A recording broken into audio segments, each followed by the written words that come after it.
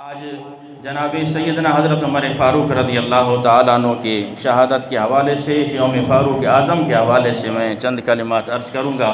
کون فاروق اعظم؟ ہر صحابی رسول اکرم صلی اللہ تعالیٰ علیہ وسلم کے مرید، حضرت ابوبکر صدیق رسول اللہ کے مرید، حضرت عثمان غنی رسول اللہ کے مرید، حضرت علی شیر خدا رسول اللہ کے مرید، حضرت عبد الرحمن بن عوف حضور صلی اللہ تعالیٰ علیہ وسلم کے مرید۔ عمر وہ شخصیت ہیں جو رسول اللہ کے مرید بھی ہیں، رسول اللہ کی مراد بھی ہیں۔ مراد جسے رسول اللہ نے مانگا ہے اللہ سے، مانگ کے لیا ہے حضرت عمر کو رسول اللہ صلی اللہ تعالیٰ علیہ وسلم نے دعا مانگی، اللہم اید الاسلام بعمر، اے پروردگار عمر کے ذریعے سے اسلام کو طاقت عطا فرما، عمر کے ذریعے سے اسلام کو قوت عطا فرما۔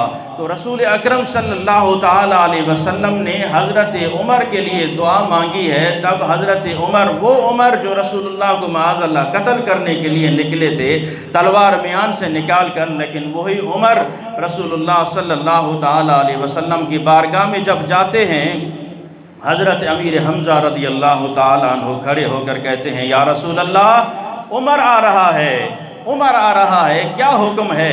میرے آقا علیہ السلام فرماتے ہیں، اے حمزہ اسے آنے دو، اسے آنے دو۔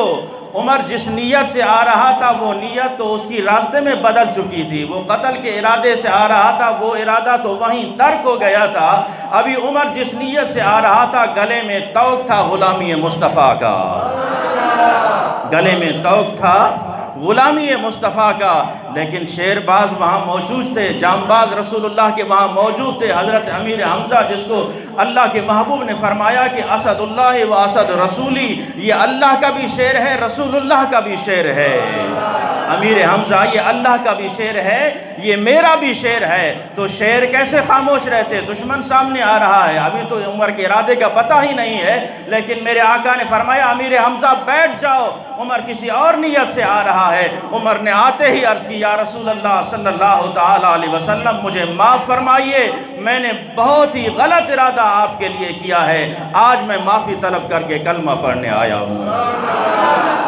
اور عمر وہ شخصیت ہے، جب آپ اسلام میں داخل ہوئے، حضرت عمر فاروق رضی اللہ تعالیٰ عنہ اسلام لانے کے بعد حضرت جبریل اور اللہ کے ملائکہ حضور صلی اللہ تعالیٰ علیہ وسلم کی بارگاہ میں حاضر ہو جاتے ہیں اور مبارکباد دیتے ہیں اور عرض کرتے ہیں، یا رسول اللہ صلی اللہ تعالیٰ علیہ وسلم، عمر کے اسلام لانے کی خوشی آسمانوں میں ملائکہ منا رہے ہیں۔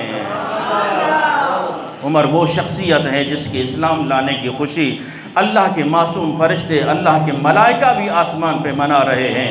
تو عزیزان محترم، وہ عمر جناب سیدنا حضرت عمر بن خطاب رضی اللہ تعالیٰ عنہ کی ذات بارکات کے کیا کہنے عزیزان محترم۔ ام المومنین حضرت عائشہ صدیقہ رضی اللہ تعالیٰ عنہ عرض کرتی ہیں، یا رسول اللہ صلی اللہ تعالیٰ علیہ وسلم، رات کا ٹائم ہے، آسمان پر نگاہ جاتی ہے، آسمان کے ستارے چمکتے ہوئے نظر آتے ہیں۔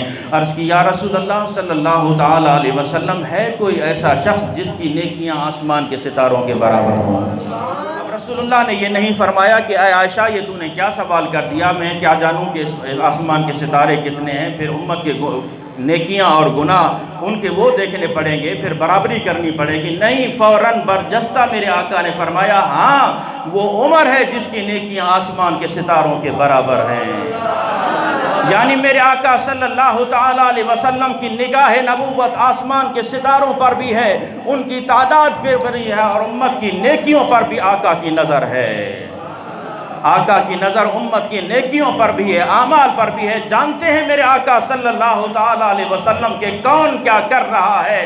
ارے میرے آقا صلی اللہ تعالیٰ علیہ وسلم سے محبت کا دم بھرنے والوں، ہمیں اللہ نے نبی ایسا عطا فرمایا ہے، محبوب ایسا عطا فرمایا ہے جو ہمارے اعمال سے بھی باخبر ہے، ہمارے اعمال سے بھی باخبر ہے۔ وہ عمر ہے جس کی نیکیاں آسمان کے ستاروں کے برابر ہیں۔